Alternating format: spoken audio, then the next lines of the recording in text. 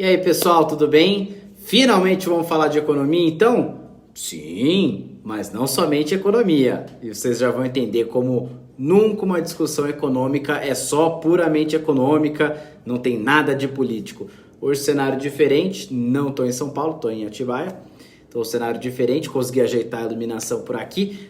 Tô na estica porque tava numa live do My News, o pessoal do My News me chamou para participar, foi super bacana. Vocês devem acompanhar o trabalho no canal Meio, por lá conteúdo toda segunda-feira aparecendo no vídeo, por aí vai e tal. Mas também nas redes sociais, vira e mexe, segunda, fiz vídeo na quarta-feira e todos os dias no site do Meio. Esse vídeo aqui é para falar sobre a questão fiscal do Brasil, o pacote fiscal apresentado pelo Fernando Haddad, do corte de gastos, a isenção do imposto de renda, o que está acontecendo, dólar a R$6, reação do mercado. Vamos conversar sobre tudo isso aqui e eu vou tentar ser o máximo didático possível nesse vídeo.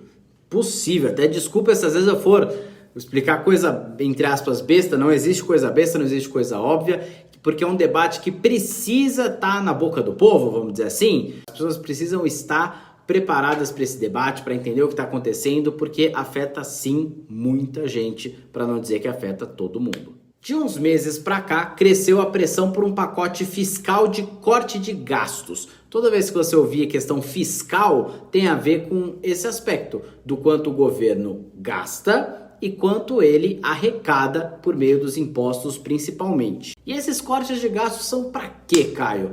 Para fazer o arcabouço fiscal ser cumprido em 2025 e 2026. Arcabouço fiscal? Vamos lá. Desde o governo Temer, o Brasil tem regras fiscais, ou seja, como eu comentei, regras que disciplinam como o governo gasta, o quanto gasta, aonde gasta e de que forma arrecada. É uma regra mais clara. Antes não havia essa regra, por muito tempo não vigorou essa regra. O que existia era a lei de responsabilidade fiscal, que pressupõe que nenhum gasto pode vir se não for acompanhado de uma fonte de financiamento para esse gasto. O arcabouço fiscal tem a ver com o governo Lula 3. É o seguinte, existiu o teto de gastos do governo Temer, só que era uma regra fiscal extremamente draconiana, extremamente difícil de ser cumprida. Era uma regra que dizia que você não podia gastar nada mais do que você arrecada e o crescimento das despesas só corrigiria a inflação. Então pegue, por exemplo,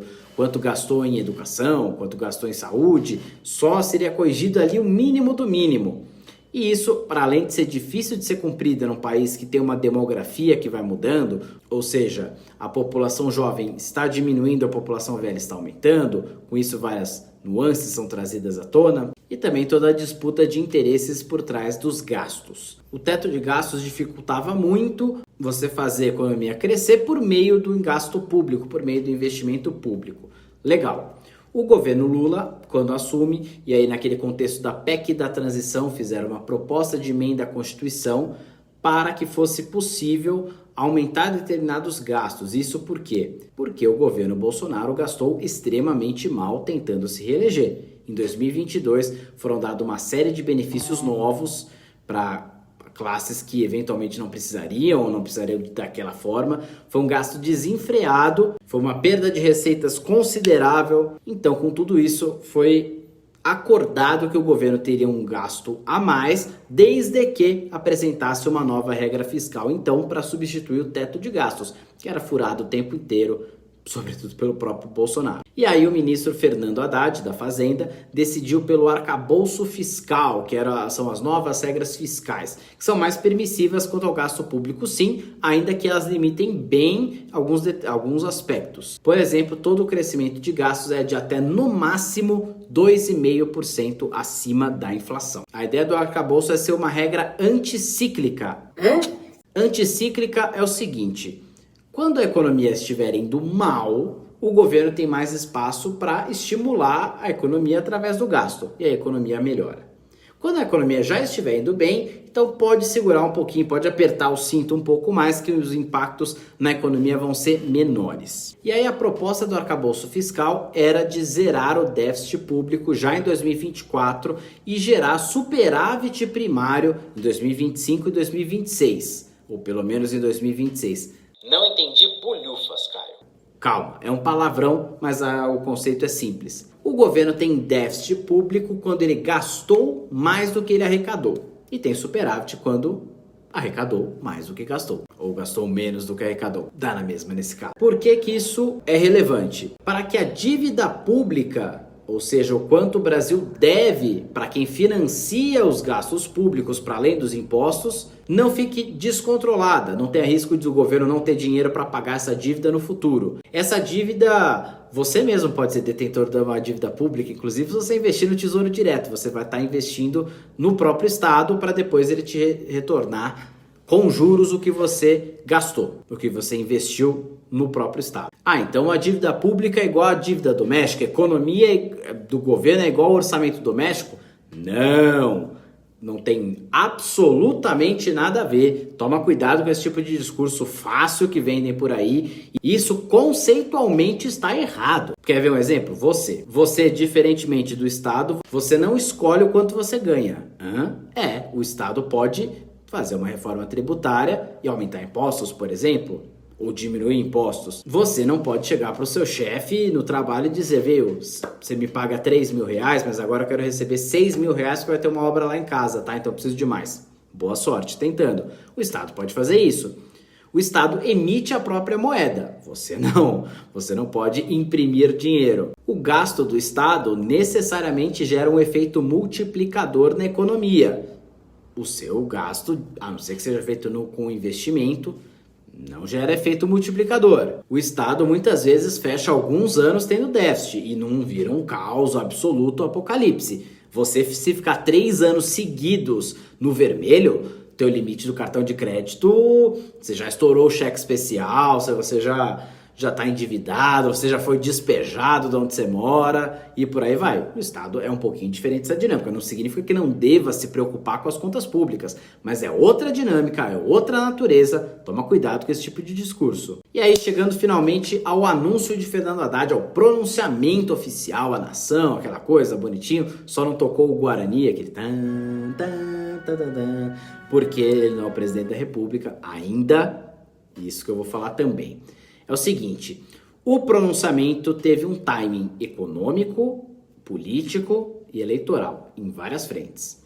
Do ponto de vista político, foi um discurso extremamente acertado, porque o governo pautou a discussão, levou adiante esse poder de agenda. Pós-discurso de Haddad, não se falava em outra coisa, comentando do assunto, claro, que não a reforma do imposto de renda, que isente quem ganha até 5 mil reais de pagar imposto de renda e cobre mais de quem ganha 50 mil reais. Ainda que esse nem tenha sido o tema da live. O tema da live eram cortes de gastos. E aí tem um timing econômico que foi muito ruim, porque o governo veio prometendo esse corte de gastos e vai ajustar as contas e piriri pororó, e aí foi se vendendo a ideia de que viria o anúncio apenas e tão somente sobre corte de gastos e no mesmo dia vaza para a imprensa de que também seria pautado a reforma do imposto de renda. E aí, essa quebra de expectativas, e o mercado é muito sobre expectativas, o dólar foi para R$6. Sobre o timing eleitoral, primeiro que fica bastante claro ali que a linha do PT, vou colocar PT, vocês já vão entender o porquê. Na eleição de 26 vai ser sobretudo a pauta econômica. E aí você colocar o ministro da Fazenda, Fernando Haddad, pode ter duas explicações. Primeira, se tiver qualquer risco de rejeição às medidas, era o Haddad ali, não era exatamente o Lula. O Lula não autorizaria o pronunciamento se não tivesse de acordo, claro. Mas é uma questão de imagem, é questão de semiótica. Porém, outro ponto também vai testando aos poucos o protagonismo do Haddad. Se não para 26, para 2030. A ver.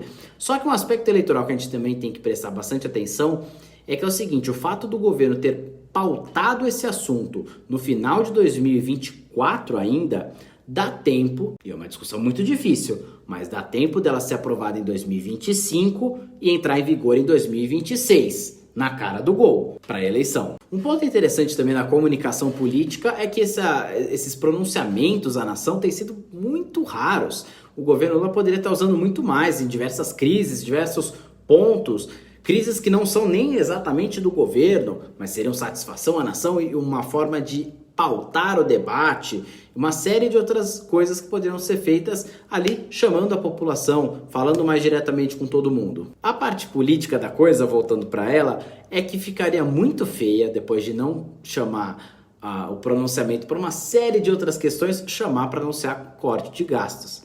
Do tipo, vem um anúncio: oi, tudo bem? Então, o reajuste do salário mínimo vai ser muito melhor. Muito obrigado. A popularidade disso é péssima para todo mundo. Legal. E por que então, vamos entrar mais na parte econômica do porquê que o mercado, o tal do mercado reagiu mal a esse anúncio e o aspecto do pacote de gastos, de corte de gastos também. É o seguinte, o que são juros? Juros é quanto o dinheiro vale. Como assim? O dinheiro não vale o que o dinheiro vale?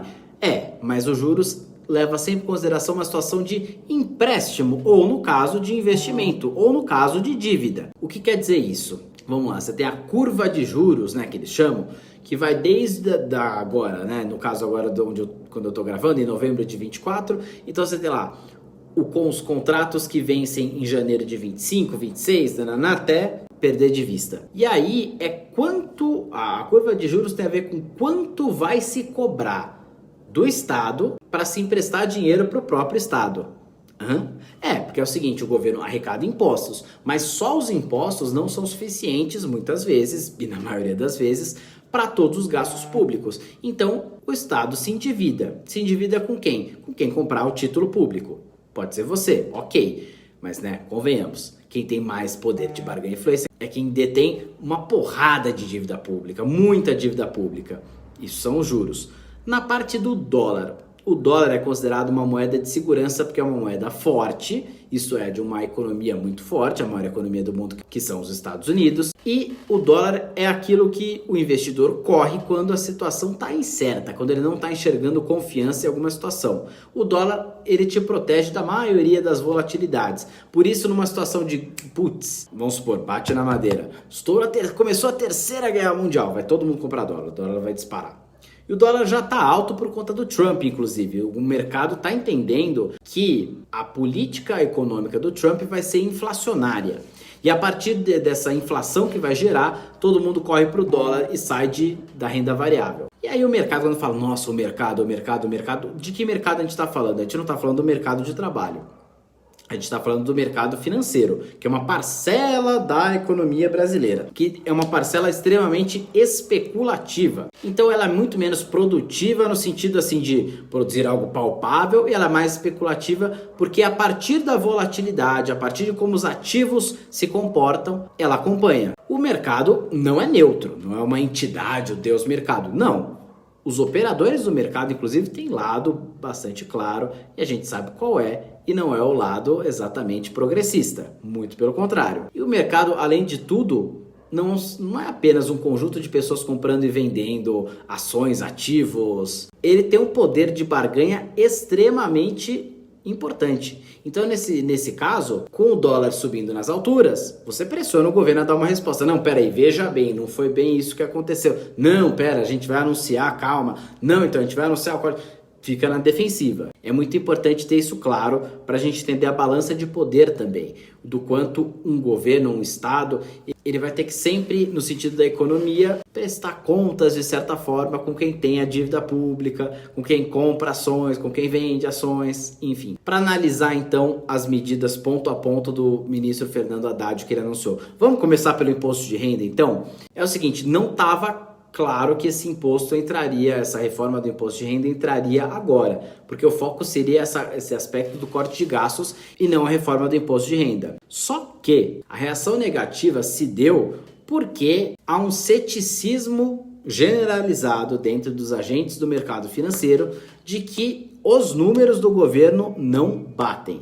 No seguinte sentido de não batem, não é que o governo está mentindo, mas que, já levando em consideração que o Congresso tende a desidratar uma série de medidas anunciadas, já levando em consideração que muitas vezes o efeito, a gente vai economizar tanto, não tem o mesmo desempenho na prática. A partir de tudo isso, esse ceticismo foi elevado. Então, nesse caso da proposta do imposto de renda, quem ganha até R$5.000 não vai pagar imposto de renda. Hoje, quem ganha até 2 salários não paga, vai ser até R$ 5.000. Não são 5 salários, é bom frisar. Quem ganha de 5 até 7 salários e meio vai ter desconto no imposto de renda. E aí quem ganha mais de R$ 50 mil vai ter um imposto mínimo.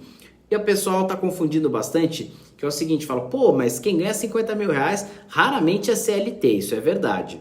Inclusive o Brasil é tão desigual muito porque tem várias formas de você burlar essa fiscalização, essa tributação. Mas, pelo que consta na própria proposta, que realmente faltam detalhes em muitos aspectos e por aí vai, é um aspecto que não se trata apenas de salário, se trata de rendimentos de forma geral. E aí isso pode inclusive ensejar um debate sobre tributação de lucros e dividendos, por exemplo, que o Brasil e a Estônia são os 2 únicos países do mundo que não tributam lucros e dividendos. E agora um momento relato pessoal. Sob o ponto de vista econômico, é muito importante o governo abraçar essa pauta da isenção dos R$ 5.000. É o seguinte, há pouco tempo atrás eu trabalhava CLT e eu ganhava por volta disso, ali nessa faixa. E eu pagava 27,5% de imposto de renda. Tava lá, vinha no olerite, dava até tristeza. E era um dinheiro que faria muita falta. Tudo bem que ganha 4, 5 mil reais,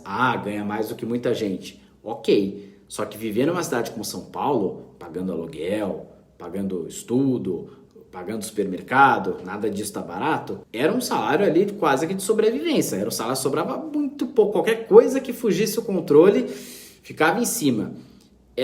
Todo mês eram descontados assim, 300, 350 reais do salário. Você imagina, eu fico imaginando, né, lá atrás, eu com essa renda tendo esses 350 reais a mais todo mês, faria uma enorme diferença. O que ia acontecer? Eu ia acabar gastando mais um pouquinho, estimular a economia. Eu ia, inclusive, eventualmente conseguir poupar mais, investir mais, também é bom para os mercados. Então, é uma medida extremamente positiva. Tem que ter a contrapartida? Tem, tudo bem. E a gente vai discutir se quem ganha 50 mil, essa conta vai fechar. Porque quem ganha mais de 50 mil no Brasil é a minoria da minoria. Para além do imposto de renda, também foi anunciado uma série de medidas impopulares, tá? Vou destrinchar aqui a maioria delas. Vamos lá. Salário mínimo. A partir de agora, a regra que corrige o salário mínimo é coerente com o arcabouço fiscal.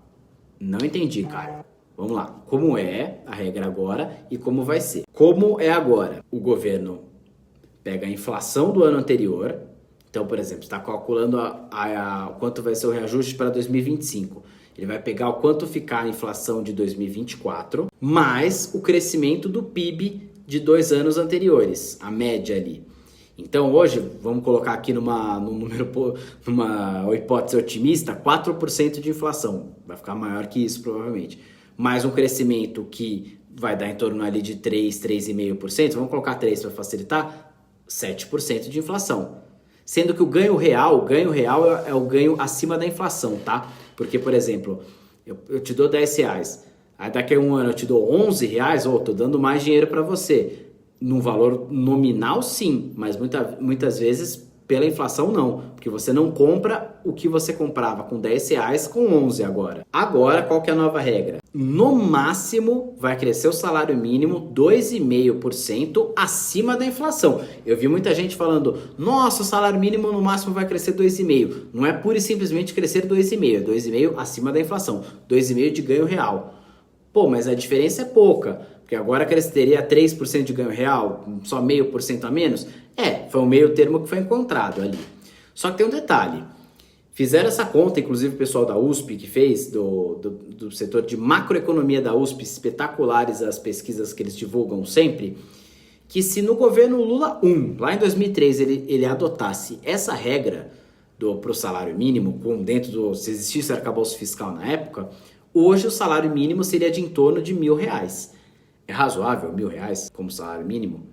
Já não é razoável o salário mínimo atual, muitas vezes. Você imagina R$1.000. No longo prazo, é isso que vai acontecer com a nova regra fiscal. E pouquíssima gente está falando disso. Outros aspectos, outras propostas. Abono salarial, que é um benefício pago ali para quem ganha até 2 salários mínimos, vai começar a ser pago até quem ganha no máximo um salário mínimo e meio. Uma série de novas regras para o BPC. Aí o governo fala de uma maior rigidez ali na concessão desse benefício. BPC é o benefício de prestação continuada, que é pago para pessoas com deficiência que não conseguem trabalhar e para muitos idosos também, de baixa renda, claro. E aí a ideia é que ele seja mais rigoroso. O governo anunciou o pente fino e tudo mais, visando economizar não sei quantos bilhões.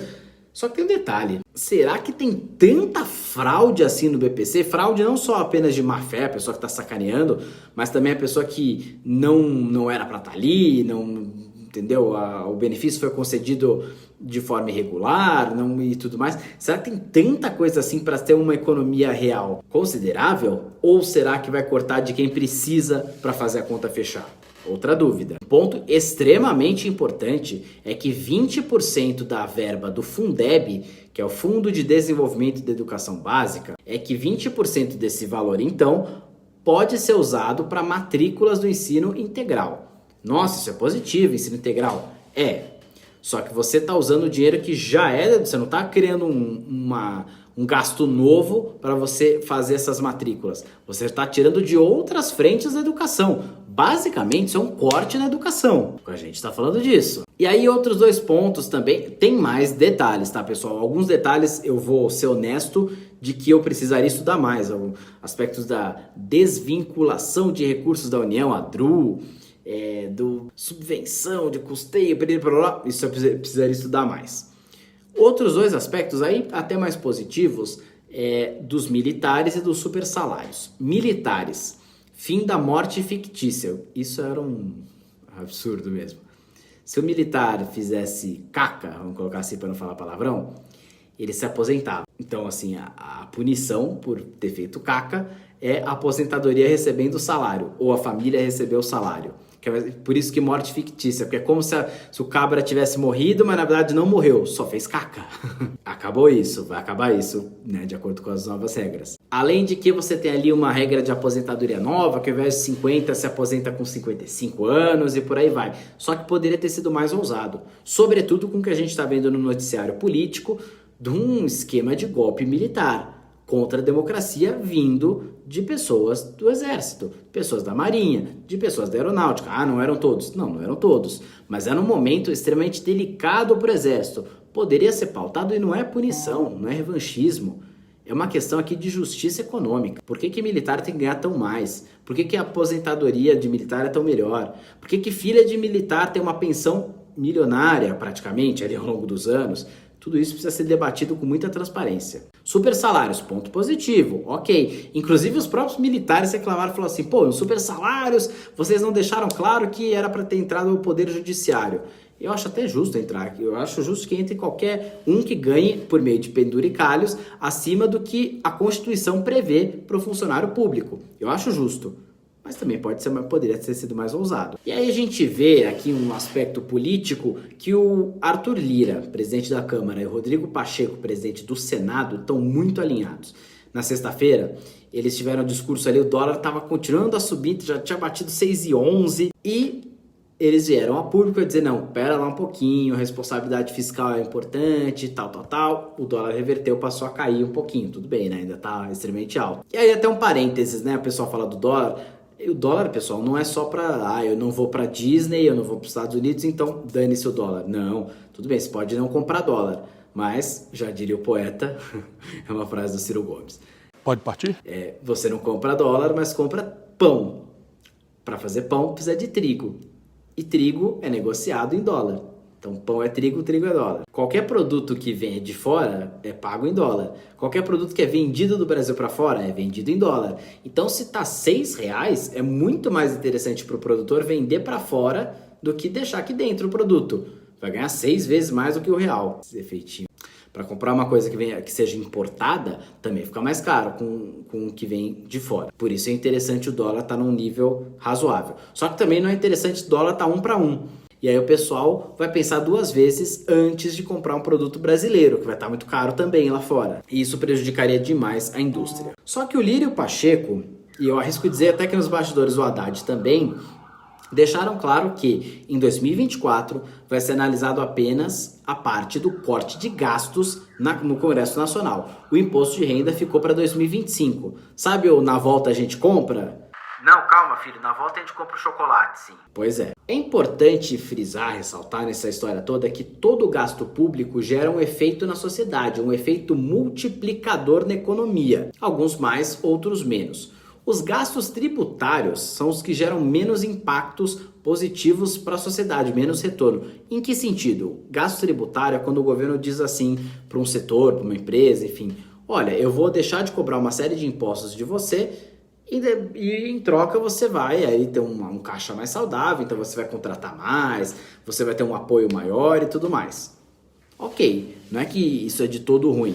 A questão é que o Brasil gasta demais, gasta em torno de 500 bilhões de reais por ano com gasto tributário. É muito elevado, é muito elevado.